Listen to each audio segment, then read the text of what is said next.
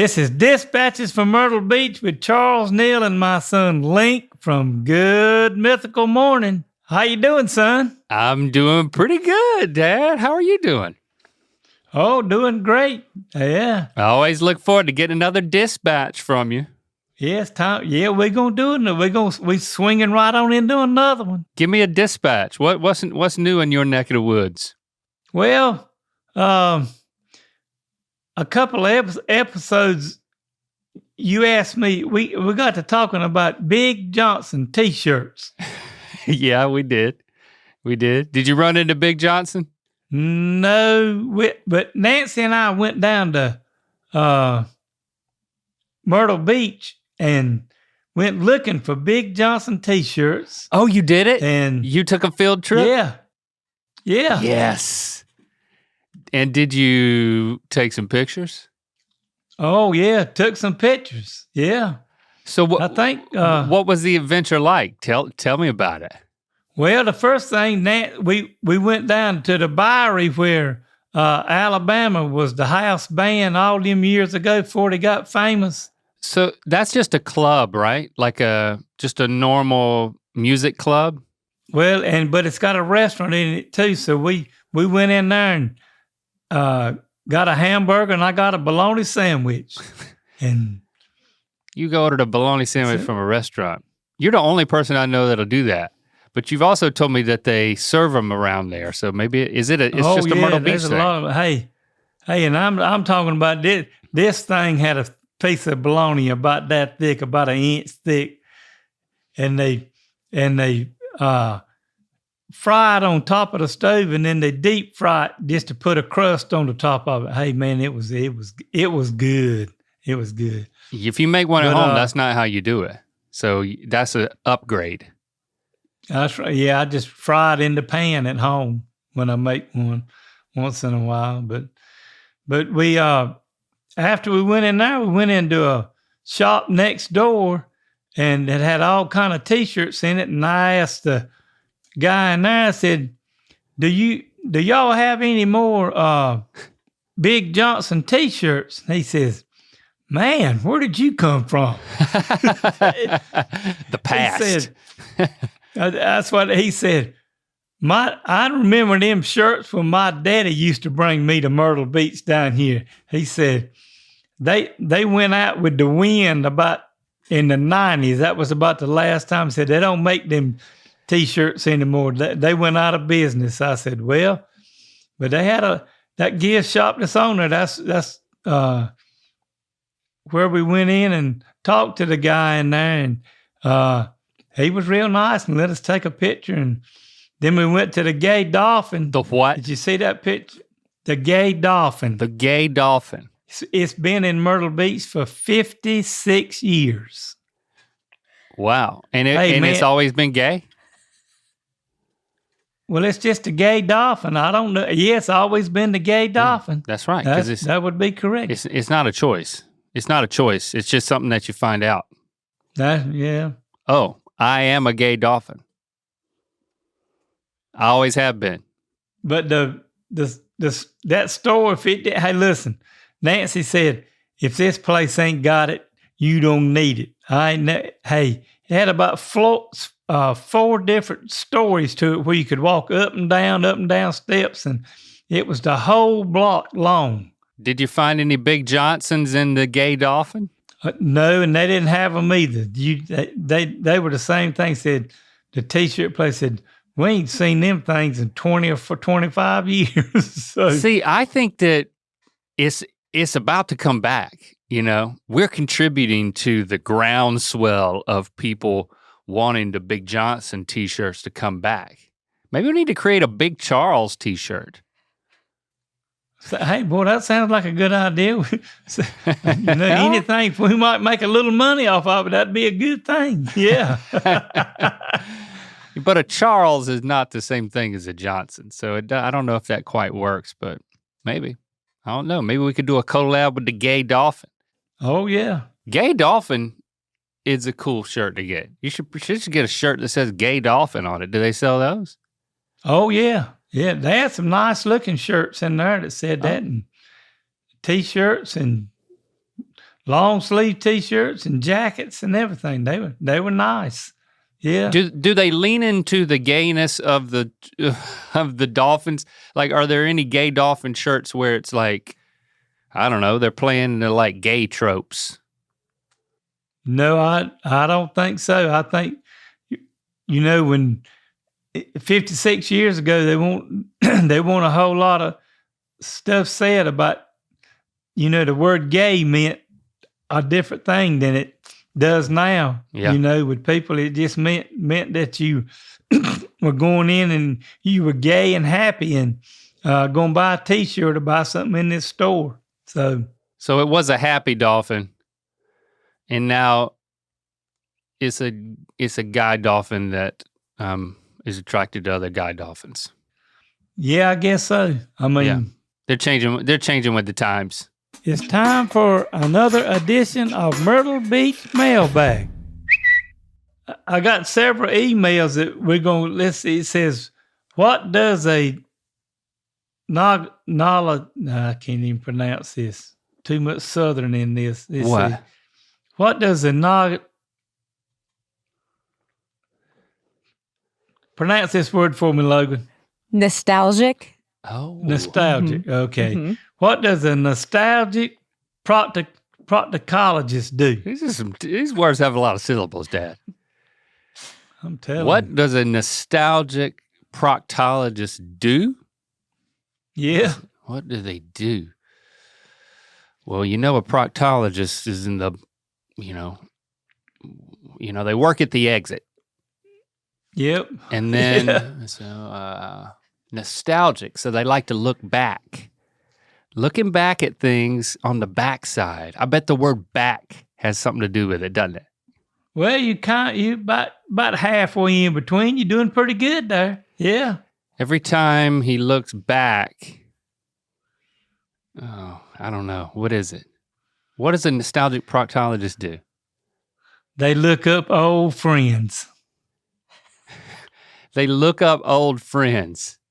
Yeah. They look up inside. Old friends. Yeah. So just like you might look up an old friend sometime. They just look up old friends. Like up their rectum. Yeah. I've never done that with an old friend, Dad. Haven't seen you in a long time. Why don't you bend over? Let me see how you've changed. Look up old friends. All right. Okay, I got another one from Alyssa Rozak. What do you call pickled bread? Pickled bread, is this even a thing? You can pickle a lot of things. That's probably a good question. I don't know if you can pickle bread or not, but Alyssa sent one in and said you could pickle bread and had an answer to it. Pickled bread. So you got a brine, you've got loaf, yeast. Yep. Yeast. Well, yeast and then where you mix stuff up. Dill.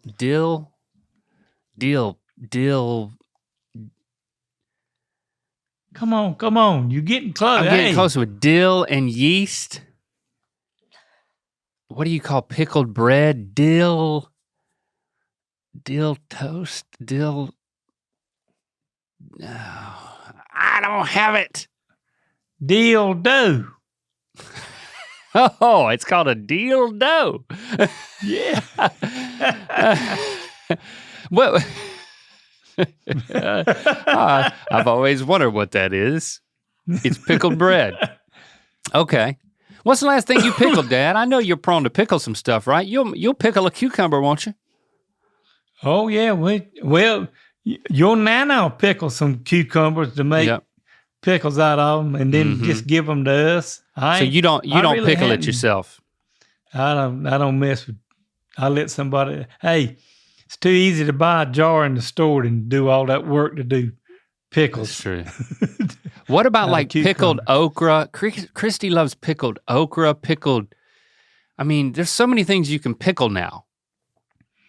Pickled carrots. I had some good pickled okra yesterday where we had people over to the house, and Zelda and Banjo give us some pickled okra from 2020. And man, you talking about some good pickled okra. Man, Zelda and Banjo gave you some pickled okra. Yeah, they raise garden stuff and pick cucumbers and put some up about every year or every couple of years, and they always give me about 10 jars. What is their story with names like that? Are these God-given names, parent-given names, or self-given names? No, Banjo's name, that's what he was named when he was born, and Zelda's name, that's what her name was when she was born. So Banjo is not a nickname? Nope, not his. Do you know his other name? First or middle?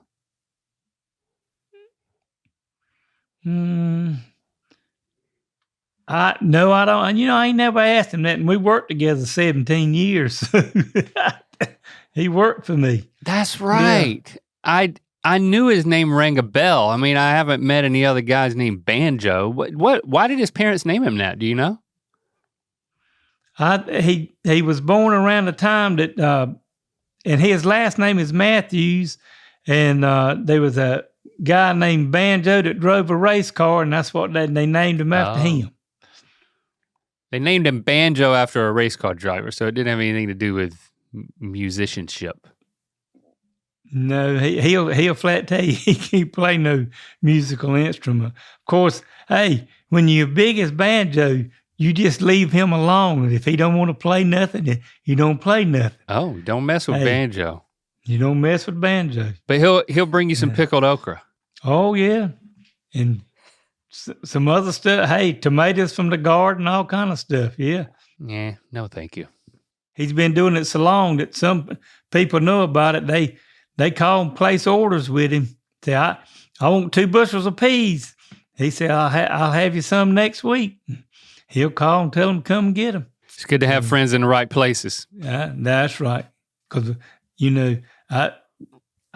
we here on the East Coast, us Southern people, we like to eat good. So we like them good old vegetables. Yeah. I like a pickled onion. Pickled onions, that's my favorite thing. If there's a pickled onion on some sort of sandwich, I can't resist that. I don't know, I'm on that. You like pickled onions? Yeah, I had some off somewhere about a week or somebody had in a jar that was pickled. Boy, they were good too. See, there you go. Everybody's carrying around jars over there around Myrtle Beach. Just trying to give away jars of stuff they've pickled. Yeah, that's right. Well, I got another email from Rachel Lavoya. Okay. Says, and she's asking for advice. She says, I live in Portland, Oregon. My fiance and I just bought a house last year, and we are slowly but surely turning it from a house to a home. Okay. One thing that we hate about this house is the ceiling paint. It has this texture that doesn't really suit our aesthetics. Oh, My question is, how do I go about painting the ceilings white? Do I need to scrape the old paint texture first? Boy, they're about to get you going, Dad. It seems like they're talking about the popcorn again. Now, don't get upset. No, this ain't popcorn. They sent a picture of it, and this is the texture that they put the mud up and they scrape it. It's more spider webby. If they don't want to just paint that link, they can do that just like you do popcorn, and may not be too hard to get off, but you have to spray it and wet it and scrape it off with a putty knife. Then you got to fix all the sheetrock and mud it and fix it. So It's a lot of work, Rachel, but you can get them ceilings back slick and work on them for about 2 weeks and then paint them twice. But, it's just according to, if it's the color of them that you don't like, maybe that's what it is.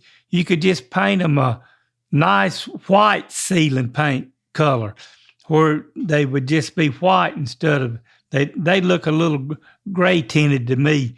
in the picture. But that's about the only two things you can do, Rachel, is either scrape it all off and paint them with sealing white, or just paint. You can paint over them. It's not hard. You have to use like a 3/4 inch nap to paint over them. It'll put the paint in all them little crevices up there.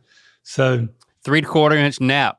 That's the only thing you need to remember. Because even though Dad says that you can do it, everything he said about doing it is something that I hope you're concluding that you don't want to do.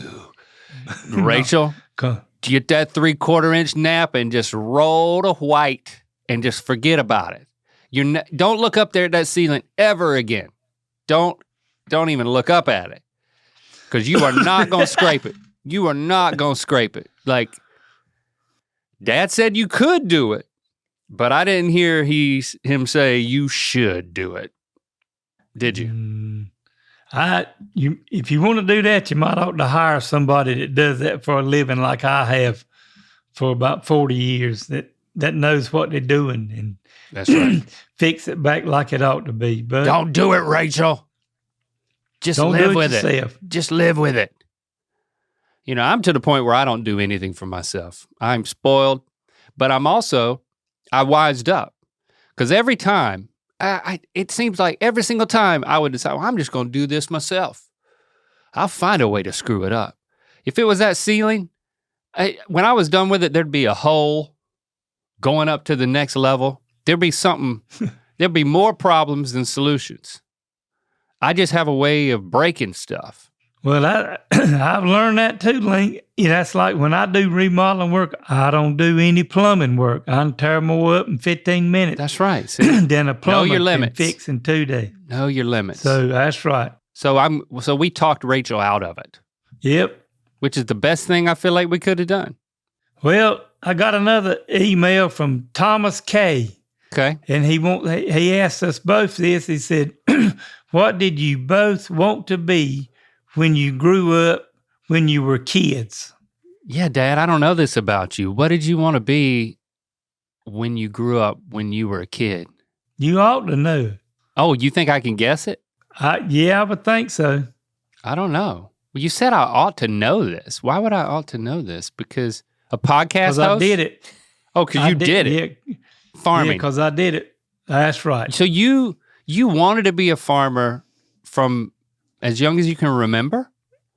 Yeah, I mean, from the time I was 5 years old, growing up on the farm and driving a tractor and planting stuff and watching it grow and doing stuff, that's what I wanted to do. That's cool. I love the smell of fresh dirt turned over in the field. I mean, it just... Yeah, there's some sort of, I mean, if you got that farmer bug, you know, that's your passion. And I get it. So I think it's cool that you actually followed through with it and you did it. And you actually, as you were telling me many episodes ago, you really did enjoy it. Oh, yeah. So you never wanted to be a podcast host? No. You know, of course, back then, they won't know such a thing as a podcast host. Back in the 60s and the 70s. That's true. That's true. You know what I wanted to be when I was a kid? It kind of makes sense. Do you have any guesses? Something on a TV show putting Legos together. No, I did like Legos. And it does involve TV. But I wouldn't necessarily call it entertainment, but... You wanted to be a weatherman. That's right. So yeah, did you just guess it, or did you remember I told you that before? I think I remember I think you told me that one time when you were going off to school that or something. When I thought about it. Thinking of it. Because like from a young age, it's like I had a parasocial relationship with Bob DeBartoleben. You remember Bob DeBartoleben? Yeah. The WRAL, he was a bald-headed, affable guy. Oh, yeah. He was just I was like, I feel like this guy could be my granddad. I like this guy. And I watched him every night. And he told me what the elements were going to be. And he did it in a way that made me feel comfortable with whatever was going to happen. He was a local celebrity. He could throw in a nice cheeky grin or make a joke occasionally, as far as I can remember. He seemed happy, and he was totally himself on camera. And you see how all this kind of makes sense now. It's like those things really resonated with me. It's like, this guy, he really cares about the weather, and he really cares about me wearing the right stuff to be ready for it. It's simple, it's clean, it's nice entertainment where nobody gets hurt. I love it. Now it's time for Grandkid of the Week. I'm going to be talking about your oldest and only daughter, Lily. Oh, mm-hmm. I got to thinking about Lily and different things, and you know, she's always been a good kid growing up and not having a whole lot to say until she started to get older. Mm-hmm. And then I got to thinking, and when we went to Hawaii, and the first night, we were sitting down at that nice table to eat supper and everything. Yeah. And we were all having just a wonderful time and everything. And then Lily pipes up and says, "Okay, y'all, I'm on vacation. I'm on my vacation. And I'm going to do what I want to. And that's just the way it was going to be." And it was like everything else. When she said that and it went through my mind, I didn't even miss a lick. I said, "Well, Lily, you're going to do that anyway. So what's the difference? It's going, that's what you do all the time anyway now." So that's right. Oh, Lord. And she did. I thought she did. Yeah. Sometimes we'd see her, and sometimes we didn't know where she was at and what she was doing. A good amount of time, she was game for what we had going on. It was nice to say, "Oh, she's here of her own accord. Her vacation plans are intersecting with the rest of the family. Isn't that nice?" But you didn't want to say too much because then that might run her off. Yeah, that's right. Yep. Yeah, she knows what she wants out of life. She knows what she wants out of vacation. I got to give her that. She's learned how to beat her own, y'all. I think y'all have done pretty well with her. She's learned how to be a independent person, but and let you know how she stands about stuff. So y'all have done a good job with her, and she's doing a good job. But that was kind of funny that she just pronounced it at the table that she was going to do what she wanted to. Right. She was on vacation. Right. I said, "Okay." Yeah. It was not news to any of us. You're exactly right. But thank you for saying that. You know what? We're very proud of her. And we enjoy when her life intersects with ours. Link, I'm going to go get Nancy. I want to let you talk to her a minute. All right. Nancy, is he behaving? Come on, get your headphones on. Was she just standing right outside of the door? I guess he heard her walking by or something. We lost the focus.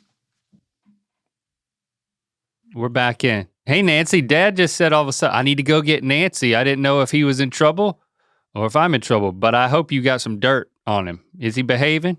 He's done real good.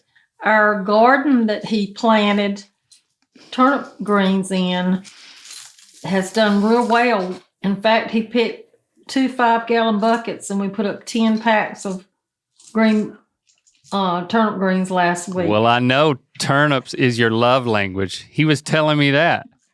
If he wants to get you excited, he's gonna pick you a mess of turnip greens. It seems like it's working. It is. That's the thing that makes you happiest is turnips. And your big sale is coming up, right? It is. St. Patty's Day, March the 11th. There'll be a parade before, and then I don't know where my booth is at yet, but Charles is going to be down there helping me, and so some of his fans can come by and get a smile and a picture. Well, hold on. This is about jewelry. You're selling jewelry. That's right. So if they come by, he can help me sell some of my jewelry. Okay. I hear jewelry. Is there some jewelry rattling down there? It is. Let me see it. I have a piece on this turquoise and real cultured pearls. And then I have a bunch of bracelets on that I made. And you're selling all these? Yes. So they're let me hear the sales pitch. They're glass pearls and they're turquoise. And then I have a lot of animal print. Oh, animal print. And jasmine and other kind of stones. So, but you got to really turn up the salesmanship here. Like this could be a training ground. Dad said he's going to help you sell them, but the thing that I can help you with is with your salesman charisma. You got to have a story to tell. Okay. Let me hear it. Oh no, I want to hear it. She wants to.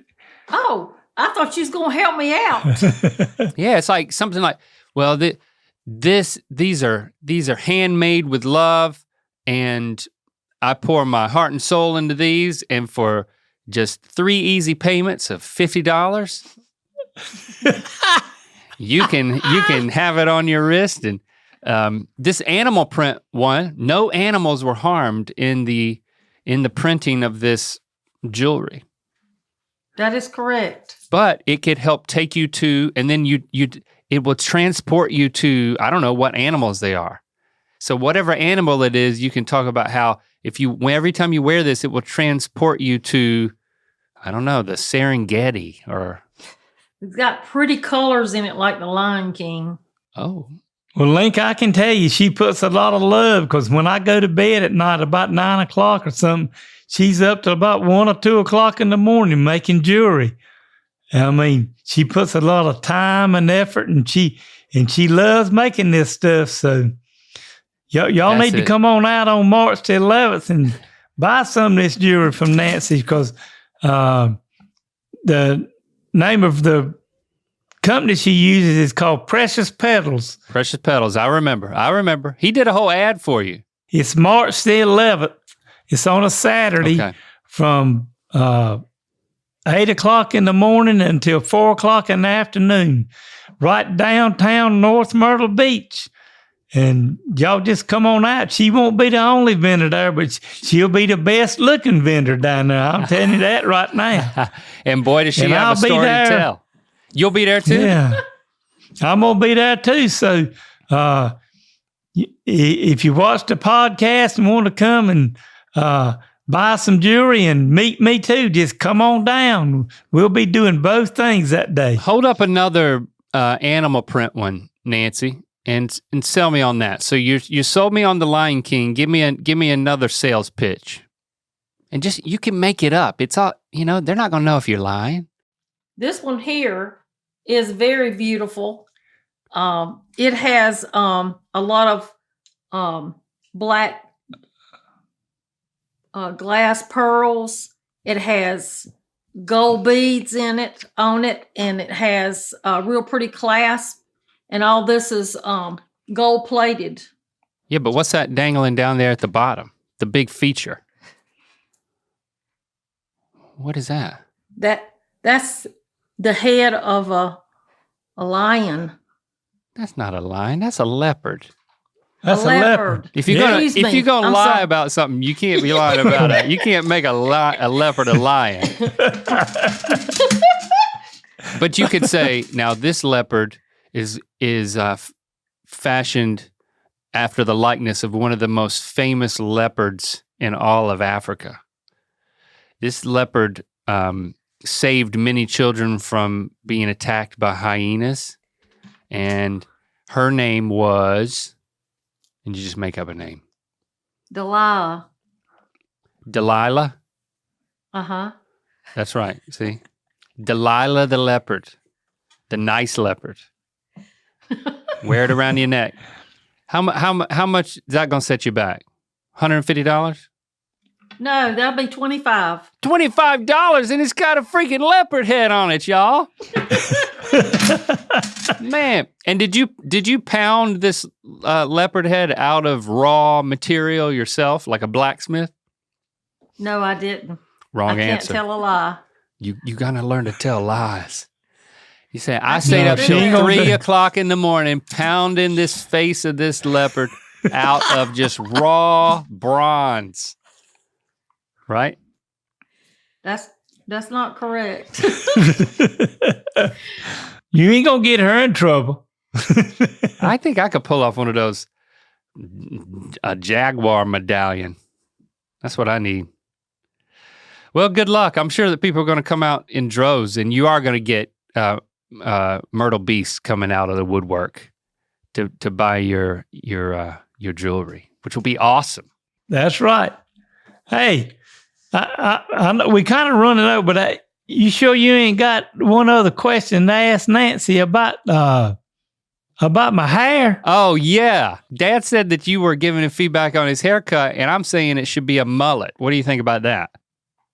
It wouldn't be bad. Seriously? You're on board with this? Yeah. Yeah. Okay. I think it's time for him to have a change of hair style. Only in the front, though. The back's got to keep growing. Why is that? Because that's what makes a mullet. Don't you know what a mullet is? Yes, I do. Come on, let's give him a mullet. But it's pretty long. Let's- it's pretty long already. Yeah. Keep that going. And then just make all this, the business in the front, just make it shorter. Dad, that's 2 votes. Two most important people in your lives right here. Giving you approval for a mullet. And then if I go up and ask Nana if it'll be all right, and I get 3, I reckon I'll just have to do it. I'll have to go get a mullet. Ain't no way, Nana. All right, fine. I don't think you need to ask Nana, but yeah, I just think you need to get a mullet. And then asked her, say, do you like this, Nana? Don't even ask her. Don't even ask her. You can pull it off. Go for it. Well, I'm going to tell you, we've been having a lot of fun today, and Nancy's come on, and Brighten both of our days.